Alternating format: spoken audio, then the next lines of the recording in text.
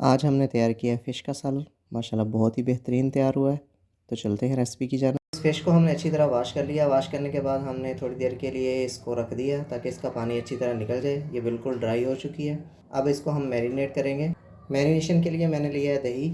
इसमें शामिल करेंगे लेमन जूस तकरीबन 1 चम्मच, पिसी हुई अजवाइन 1 टीस्पून के बराबर और फ़िश मसाला तकरीबन 1 टीस्पून।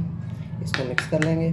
फ़िश को हमने अच्छी तरह ये मसाला लगा देना है। फ़िश मैरिनेट कर लिए, इसको हम तकरीबन आधे घंटे के लिए रख देंगे। उसके बाद हम इसको फ्राई करेंगे। अब हमने लेने हैं प्याज दरमियाने साइज़ के 3 से 4 अदद, अदरक, लहसुन और टमाटर, इन सबको हमने चॉप कर लेना है।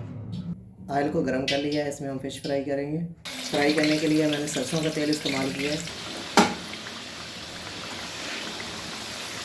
फ़िश को हमने फ्राई कर लिया है। अब हम सालन का मसाला तैयार करेंगे। इसको ज़्यादा फ्राई नहीं करना। अब हमने कढ़ाई में कुकिंग ऑयल शामिल किया है। इसमें शामिल कर देंगे चॉप किए हुए प्याज का पेस्ट। इसको फ्राई करेंगे थोड़ी देर के लिए। प्याज को हमने थोड़ी देर के लिए फ्राई किया है। अब इसमें हम शामिल करेंगे हल्दी पाउडर 1 टीस्पून, सुरख मिर्च हाफ़ टीस्पून, फ़िश मसाला 1 टीस्पून, पिसी हुई अजवाइन हाफ़ टीस्पून, नमक हस्बे ज़ायक़ा, धनिया पाउडर हाफ़ टीस्पून। इसको हमने अच्छी तरह भून लेना है मसाले को। मसाला भून हो गया है। अब इसमें शामिल करेंगे दही और अब इसमें शामिल कर देंगे हम फ्राई की हुई फ़िश।